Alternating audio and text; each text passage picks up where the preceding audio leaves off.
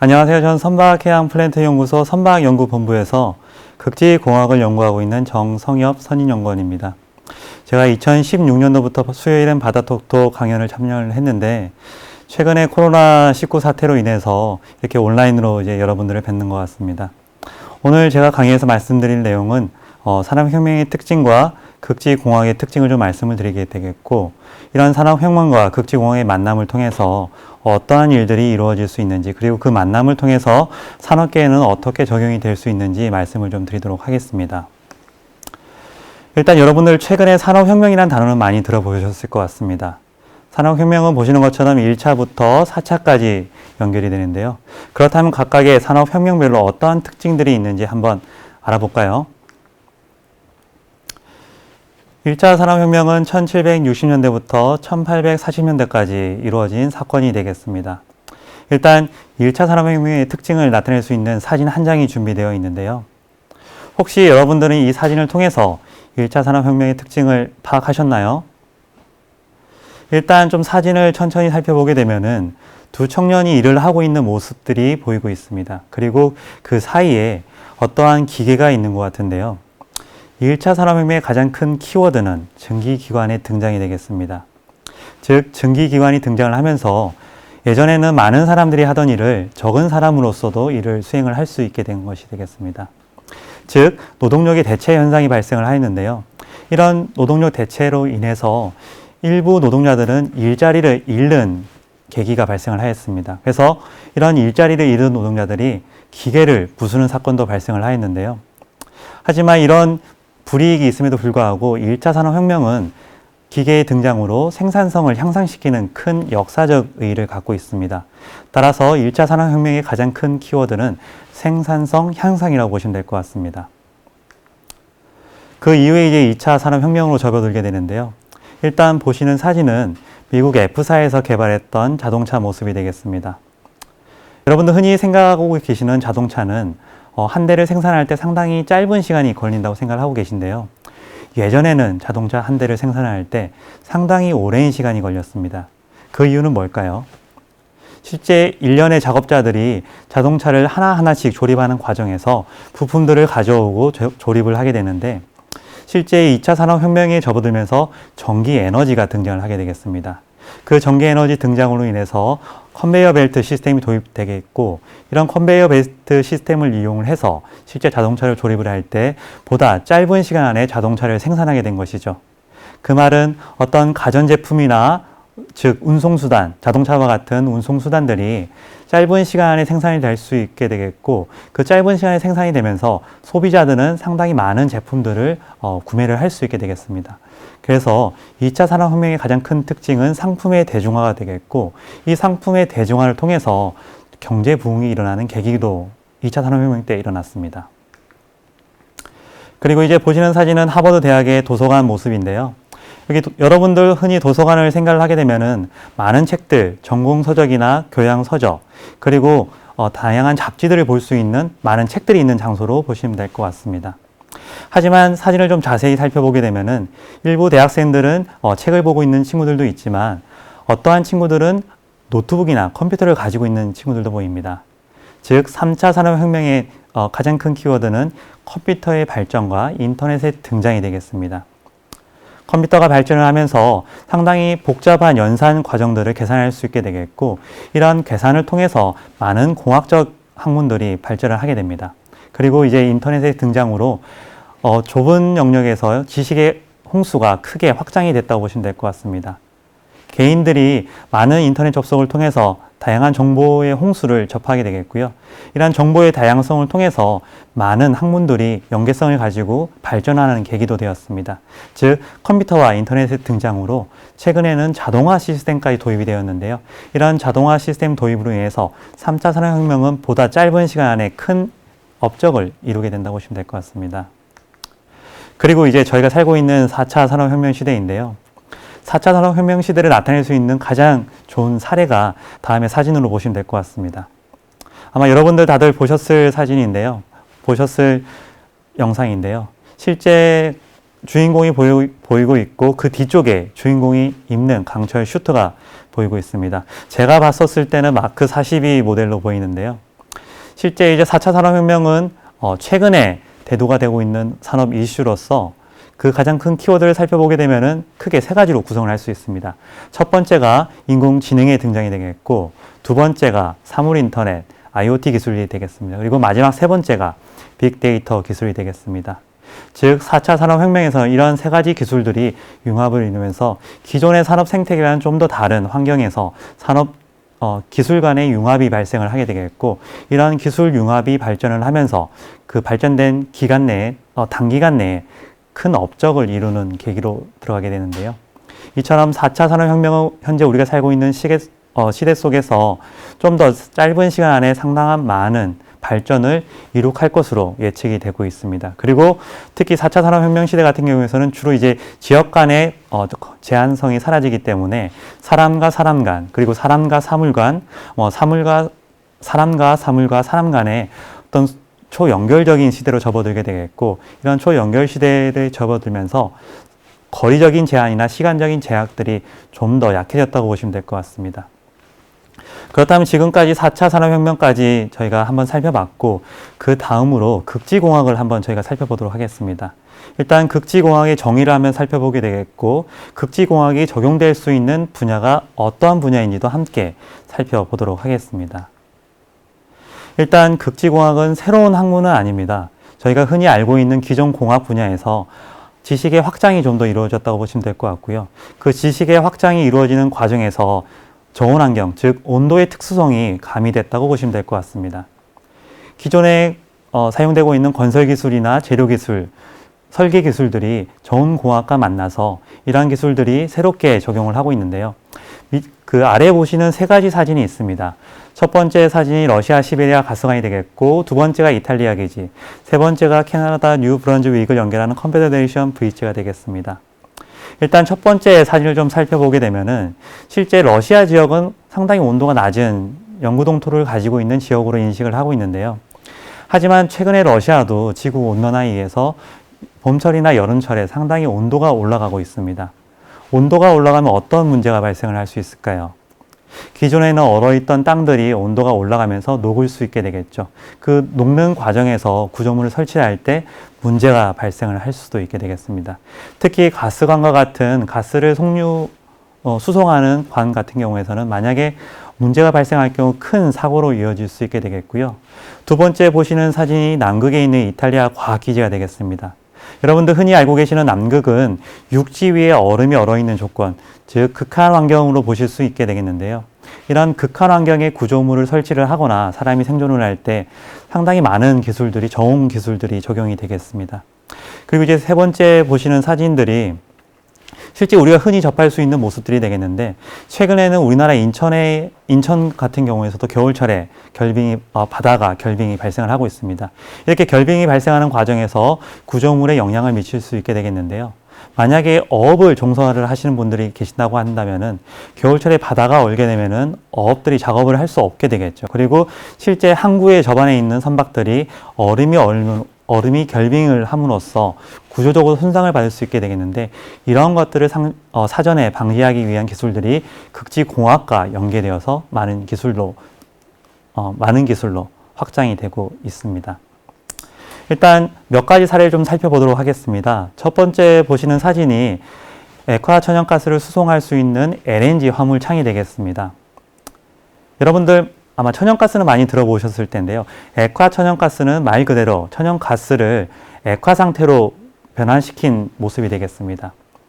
특히 이제 액화 상태로 변화시키는 이유가 기체 상태로 있게 되면은 상당히 큰 부피를 차지하게 되겠지만, 액화 상태로 접어들면서 부피는 600분의 1로 줄어들게 되겠고요. 좀 더 작은 규모의 화물창에서 상당히 많은 천연가스를 수송을 할 수 있게 되겠죠. 그래서 가스를 수송을 할 때는 일반적으로 이제 액화 천연가스 상태로 만들어서 수송을 하게 되는데, 이렇게 액화 천연가스를 담는 경우에 액화점이 상당히 낮기 때문에 영하 162도 조건에서 어떤 재료 특성이 내한성을 가질 수 있도록 설계가 필요하게 되겠습니다. 여기서 보게 되면 가장 중요한 것들이 실제 극한의 온도 조건에서 어떤 재료들이 좋은 성능을 만족시키지 못한다면은 그 기능을 원활하게 나타낼 수 없기 때문에 이런 소재 관련된 기술에서 극지공학 기술들이 연계돼서 발전을 한다고 보시면 될 것 같습니다. 다음으로 이제 영화의 한 장면이 되겠는데요. 화성은 태양계 네 번째 행성이 되겠습니다. 특히 이제 화성 같은 경우에서는 상당히 온도가 낮은 조건으로 많이 알려져 있는데요. 최근의 연구에 따르면 이제 화성에 물의 흔적도 발견되고 있는데 실제는 이제 거의 얼어있는 조건으로 보시면 될 것 같습니다. 평균 온도가 한 영하 60도 정도 되고 있고 좀 더 낮은 온도는 영하 143도까지 떨어지게 되는데요. 이러한 극한 조건들이 실제 아까 앞서 말씀드렸던 액화 천연가스의 액화점과 거의 유사하다고 보시면 될 것 같습니다. 만약에 이런 극한 환경 조건들에서 어떤 구조물들이나 아니면 사람들이 사용한 장비들이 어떤 내한성이나 내구성을 가지지 못하게 된다면은 실제 원활한 작동 성능을 만족할 수 없게 되겠죠. 그래서 말씀드렸다시피 실제 이러한 조건에서 운용을 하기 위한 기술들이 좋은 소재나 어떤 설계와 관점에서 연결되어 극지공학과 만남을 이루고 있다고 보시면 될 것 같습니다. 그리고 지금 보시는 사진은 남극의 두 번째 과학기지인 장보고 과학기지가 되겠습니다. 장보고 과학기지는 2014년에 완공이 되었고요. 남극의 테라노바만에 설치가 되어 있습니다. 특히 이제 남극도 상당히 온도가 낮은 조건을 갖고 있는데요. 최저 온도는 한 영하 90도까지 떨어졌던 기록을 가지고 있습니다. 앞선 시베리아를 잠깐 말씀드렸는데 시베리아처럼 상당히 온도가 낮은 조건에서 즉 땅이 결빙되어 있는 조건에서 구조물을 설치할 때는 상당히 많은 기술들이 적용이 되겠습니다.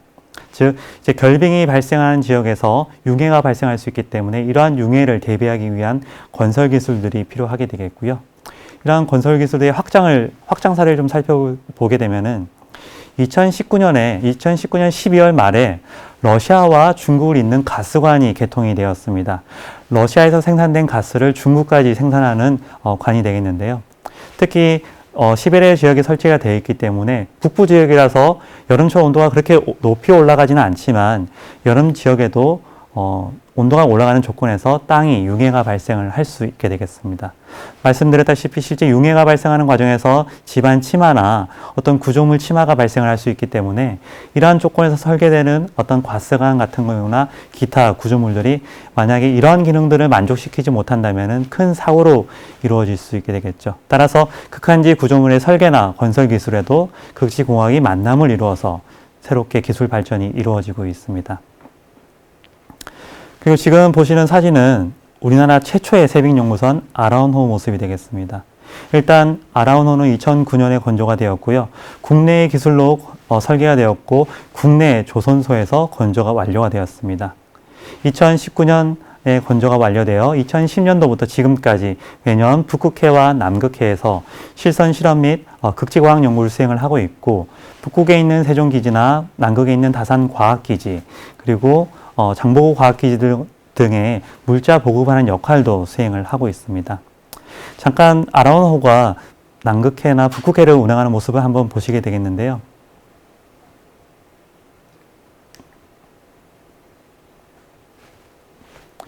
지금 보시는 영상은 세빙연구선 아라운의 선수에서 촬영을 했던 영상이 되겠습니다. 2017년 북극해를 운행하는 과정에서 촬영된 모습들이 되겠고 아라운 같은 경우에는 주로 이제 1m의 두께의 얼음을 3노트로 깰 수 있는 설계 능력을 갖고 있습니다.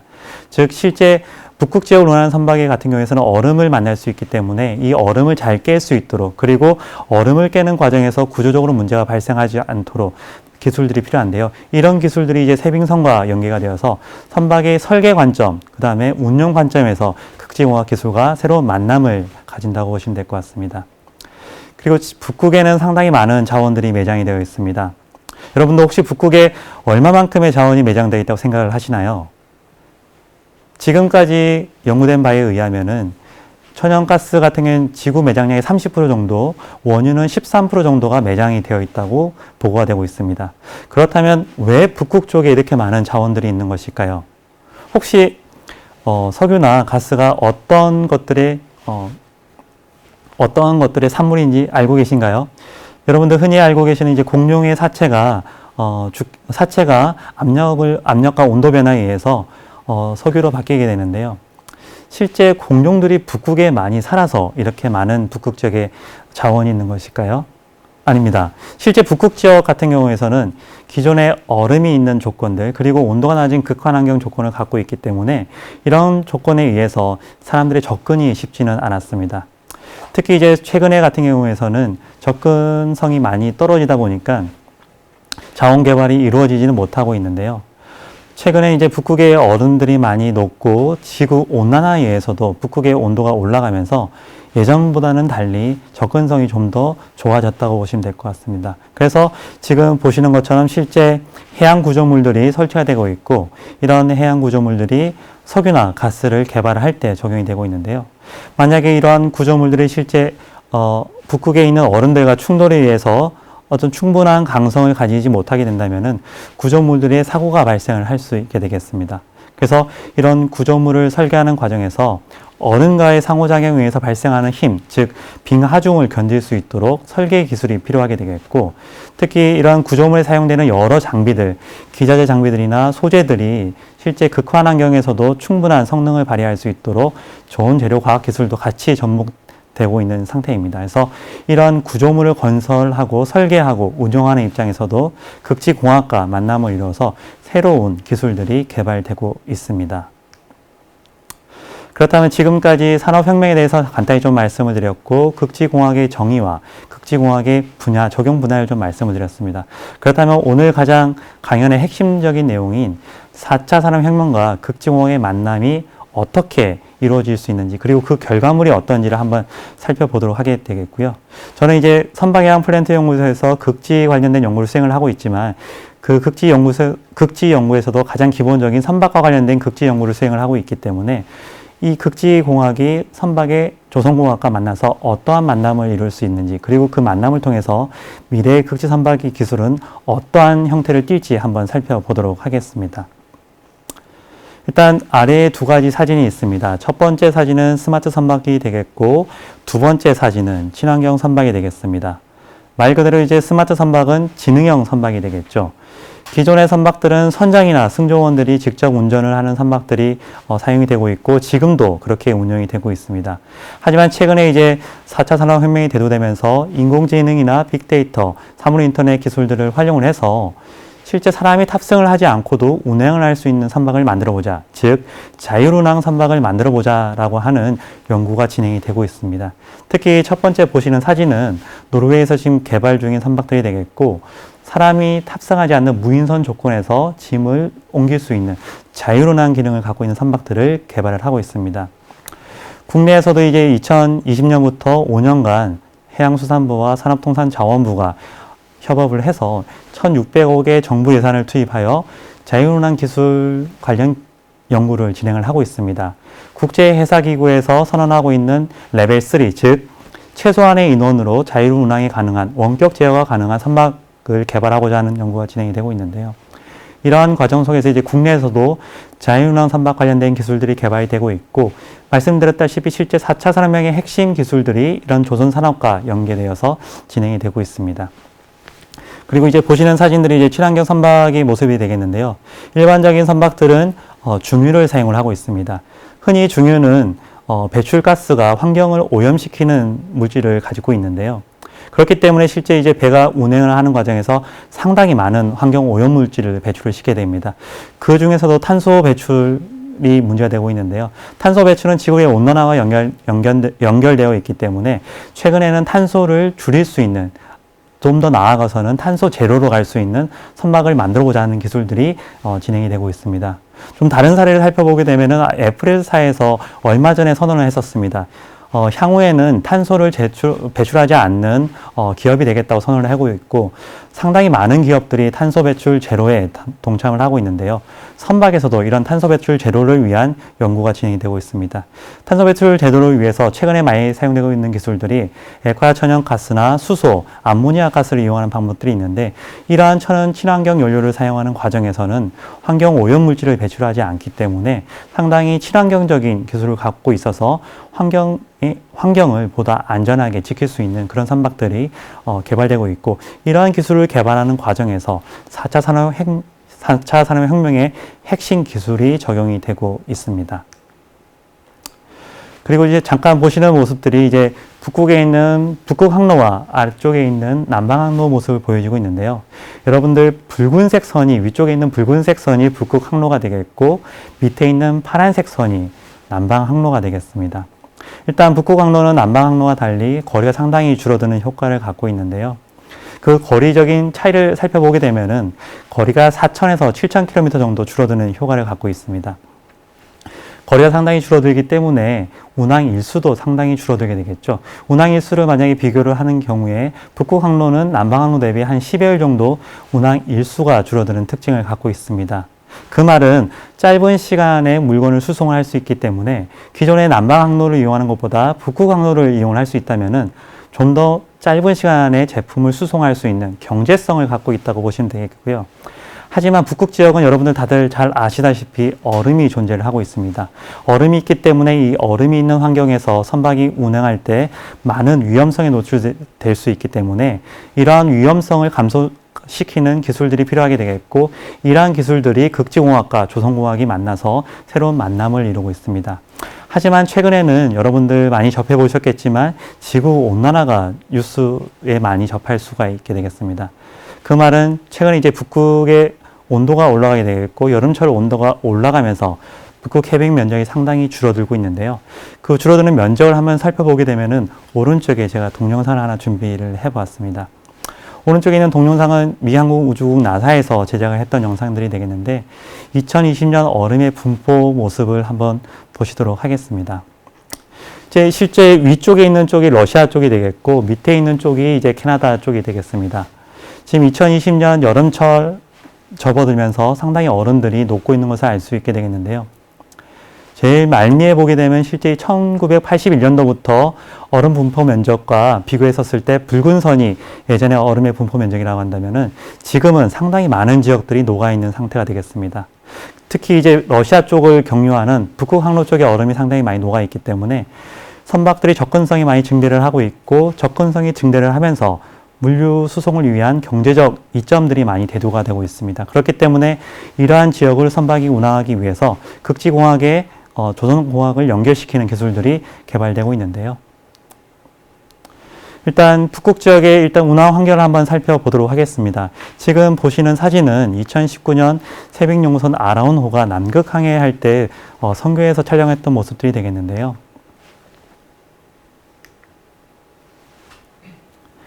실제 세빙용선 아라운호가 북극 지역을, 남극 지역을 운행하는 모습이 되겠습니다. 남극에 있는 장보고 과학기지로 들어가는 모습들이 되겠는데요.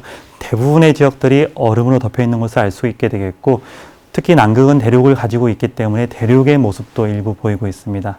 그렇다면 실제 얼음 환경을 한번 살펴보게 되면은 아라운이 운항하는 과정에서 상당히 남극 지역 여름철임에도 불구하고 많은 얼음들이 존재를 하고 있습니다. 그리고 얼음의 두께도 간헐적으로 보게 되면 상당히 두꺼운 얼음이 있는 것을 알 수 있게 되겠는데요. 이렇게 북극 지역은 온도가 낮고 얼음도 존재하게 되겠고, 남극 지역도 동일한 조건이라고 보시면 될 것 같습니다. 특히 이렇게 온도가 낮고 얼음이 존재하는 지역에서 선박이 운행을 할 때 어떤 제 기능을 만족시키기 위해서는 극지공학 기술들이 필수적으로 적용될 수 있는데요. 그 기술들 중에서도 얼음을 잘 깰 수 있도록 하는 기술들이 적용되게 되겠고, 실제 운항을 하는 과정에서도 선박들에 부착된 장비들이 작동을 할 수 있도록 좋은 소재 기술들도 같이 가미가 된다고 보시면 될 것 같습니다. 특히 이제 북극 지역에 많은 얼음들이 있기 때문에 이런 것들을 극복하기 위한 기술들이 개발이 되고 있는데요. 최근에는 이제 이런 북극 지역을 운항하는 과정에서 상당히 많은 경제적 이점을 갖고 있는 북극 항로를 경유해보자는 움직임들이 활발하게 이루어지고 있습니다. 아까 말씀드렸다시피 실제 4차 산업혁명은 여러 가지 핵심 기술들이 있는데, 그 핵심 기술로 선박에 활용을 하게 되면은 극지해역을 운하는 선박들에도 적용을 할 수가 있습니다. 일단 첫 번째 보시는 모습들이 실제 개임의 한정면과 같은 모습을 보여주고 있는데요. 기존의 선박들은 선장이나 승조원들이 선박을 운행을 하게 되는 관점에서 진행이 되고 있는데, 기존의 이런 운항 방법과는 달리 아까 말씀드렸던 AI 기술들을 활용을 해서 실제 선장이 아닌 AI 선장이 탑재되는 기술들도 개발이 되고 있고, 말씀드렸다시피 실제 선원 승조원들이 없는 완전 무인선 조건에서 자율 운항이 가능하도록 하는 기술들도 개발이 되고 있습니다. 그 말은 실제 성과의 부담을 상당히 줄여줄 수 있게 되겠고, 어떤 사고가 발생을 했었을 때도 인적인 문제가 발생을 하지 않기 때문에 그런 것들을 위험성을 좀 더 낮출 수 있는 이점을 갖고 있다고 보시면 될 것 같습니다. 그리고 실제로 이제 육상에서도 관제가 가능하기 때문에 배를 운항하는 입장에서 많은 사람들이 투입될 필요도 없게 되겠고 좀 더 경제성 있게 물건을 수송할 수 있는 가장 큰 이점을 가진다고 보시면 될 것 같게 되겠고요. 그리고 이제 옆에 보시는 모습들이 실제 또 게임의 한 장면 같습니다. 증강현실을 이용한 기술들이 되겠는데 북극은 이제 얼음이 존재를 하기 때문에 이 얼음을 잘 깨고 나가거나 아니면 얼음을 회피하는 기술들이 적용이 되고 있습니다. 하지만 기존의 선박들은 이제 승조원들이나 선장들이 그리고 아이스 파일럿이 얼음의 환경을 보게 되겠고 그 환경을 탐지한 다음에 선박이 안전한 항로로 운항을 할 수 있도록 제한을 하게 되는데요. 이러한 기술들을 AI 기술과 접목을 시켜서 실제 북극에 있는 빙상 환경들을 AI 기술을 활용을 하게 되면은 얼음의 두께나 분포를 판단할 수 있는 기술들이 개발되겠고요. 이러한 기술들을 활용을 해서 선박이 운행을 할 때 보다 안전한 항로로 갈 수 있는 특징을 가지게 됩니다. 여러분들 아시겠지만 예전에 타이타닉호가 캐나다 북쪽 지역을 운항하는 과정에서 어딘가에 충돌이 발생을 하였고 그 충돌을 위해서 배가 침몰하는 상당히 많은 인명사고를 발생시키는 사건이 있었습니다. 하지만 이런 AI 기술들이나 빅데이터 기술들, 그 다음에 사물 인터넷 기술들을 이용해서 실제 북극 운항 환경을 모니터링하게 되겠고 운항하는 과정에서 선박의 작용하는들은 많은 힘들을 개척한 다음에 이 힘들이 선박에 구조적으로 문제가 발생하지 않는지 사물 인터넷 기술을 활용을 해서 모니터링을 하게 되겠고 이 모니터링된 기술을 활용을 해서 선박이 운행을 하게 된다면 보다 안전한 환경에서 운항을 할 수 있게 되겠습니다. 그래서 오늘의 좀 강연을 좀 정리를 해보면은 실제 4차 산업혁명은 상당히 특징적인 기술을 갖고 있는데요. 이러한 기술들은 실제 많은 산업 분야와 기술 융합을 이루고 있습니다. 하지만 그 분야에서도 선박과 기술 융합을 이룰 수 있게 되겠고 그 선박들이 기술 융합을 이루는 과정에서 극지라는 환경 조건이 가미되기 때문에 극지공학이 새롭게 접목이 된다고 보시면 될 것 같습니다. 즉 4차 산업혁명은 기존의 기술들이 융합되는 특징을 갖고 있는데 미래 선박의 극지 선박으로 확장을 시키게 된다면은 4차 산업혁명 핵심 기술과 극지공학 기술, 조선공학 기술이 어우러져서 선박이 안전하고 보다 효과적으로 운항을 할 수 있는 기술들이 개발되는 형태로 진행된다고 보시면 될 것 같습니다. 오늘 강연은 여기서 마치도록 하겠고요. 혹시 추가적으로 여러분들 궁금하신 내용을 있으시면은 아래 메일로 연락을 주시면 제가 답변을 드리도록 하겠습니다. 긴 시간 경청해 주셔서 감사합니다. 고맙습니다.